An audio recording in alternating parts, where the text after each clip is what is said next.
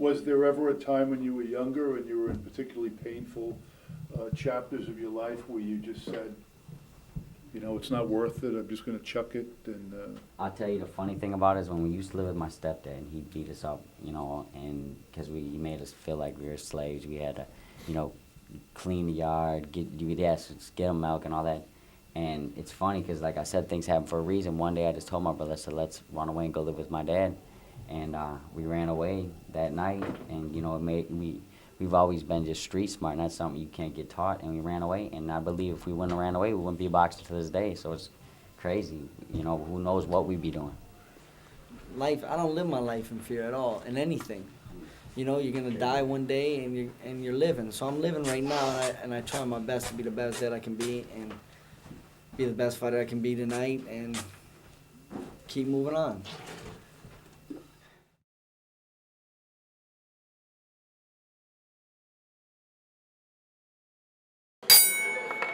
were there any years that you remember being, you guys call yourself the All-American Boys? The American Boys, yeah. But there's really nothing All-American about your background.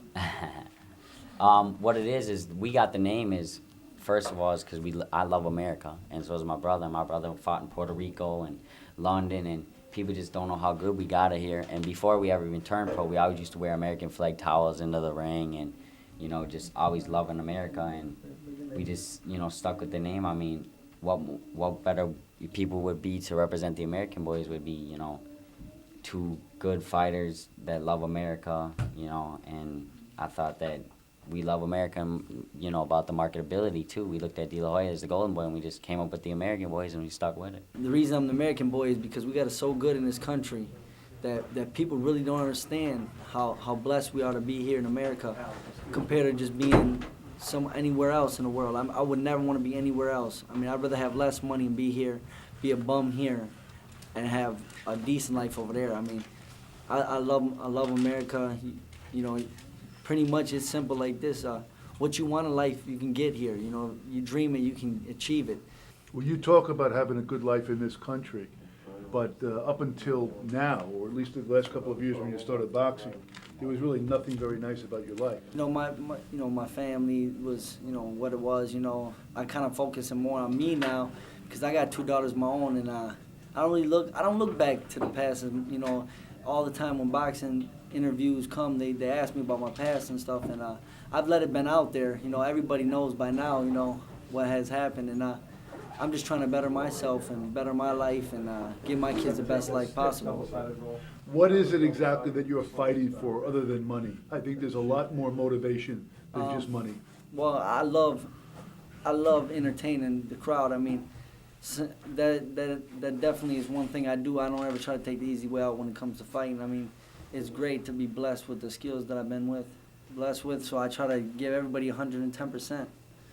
But I fight for, you know, my little brothers, my little sister, my daughters, to better their life, because I know that when it all boils down, you know, money is the key to everything, to giving them a better life. You've overcome no shortage of obstacles in your life. What was the greatest obstacle of all? Nothing ever getting hidden from me in my eyes, and just being able to see everything is what made me, you know, who I am today. That's why I don't smoke, drink, or do drugs. Never have, never will. You know, I mean, I learn from people's mistakes, but not only that, learn from my own, you know, and don't gotta, you know, learn the hard way, and I don't gotta see somebody go down that road and then follow their path. How old were you when you made the decision to live a clean life? It actually, ever since I was young, I just see my mom, you know, always getting drunk, and, you know, I mean, you know, I don't need nothing bad. My mom, she's a great woman, you know. If it wasn't for her, I wouldn't be in this world today, you know. But just seeing what it did to her, and seeing what it did to my stepdad, and seeing, you know, my dad smoking weed all the time, and I basically, when I was real young, I couldn't give you the exact age, but just when I was young, I just and then living on Payne Avenue and seeing, you know, I compared that and, you know, all the pro athletes that were on top of the world, and now they're struggling living all my life because they went down that road of drinking and, you know, using alcohol. I just said, if I want to be successful in life and not struggle like I have, I need to stay away from that, and that's what I've done. What is the motivating force behind the fight? Because you fight so aggressively, you fight as if you're on such a mission. You know, what is the motivation? I think it goes beyond money.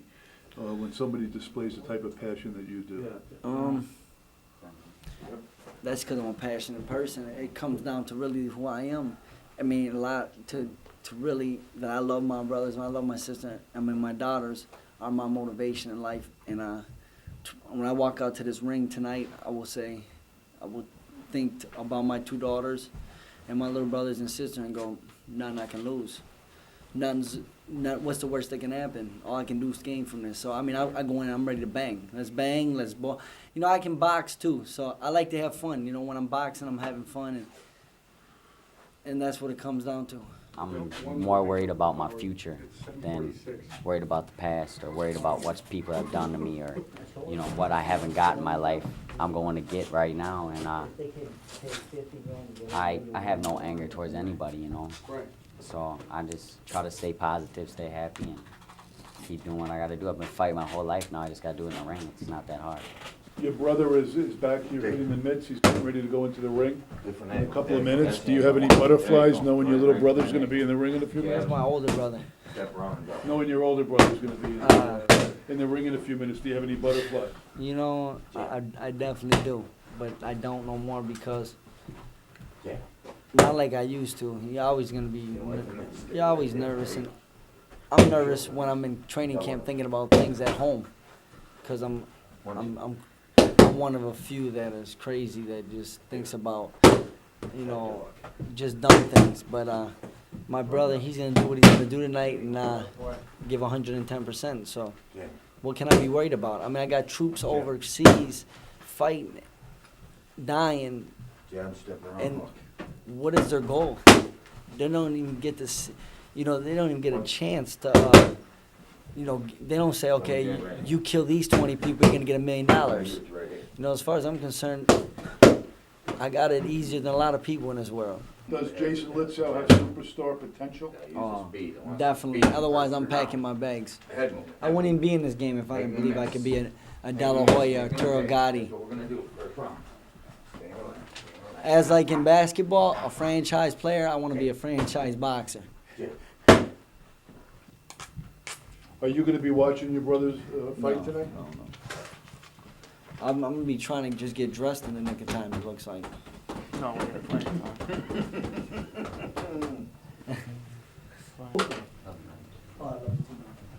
Fight time, baby. Fight time. Start this thing off, baby. You know what time it is, man? Come on, man. In the red corner from St. Paul, Minnesota, he's wearing blue trunks. Here's the American boy, Alan Litzau. I say it wasn't my best performance. I know that, but I didn't even think. I thought the fight was mine, but I still kept going each round, you know, pushing harder and harder and trying to, you know, even get more convincing. But you don't know how the judges are scoring the fight.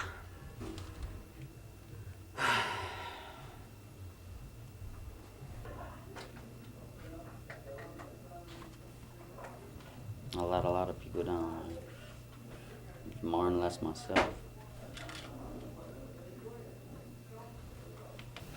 When are you going to be back in the gym?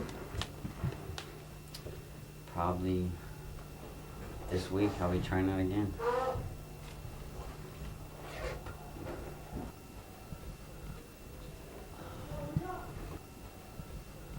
Jason, big win tonight. How do you feel?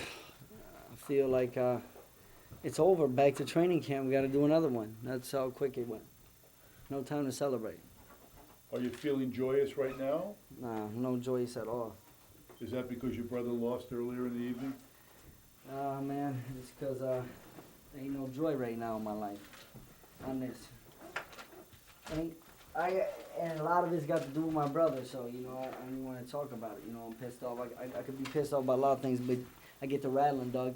I might be driving home tonight or something, you know, I'm going to get into it.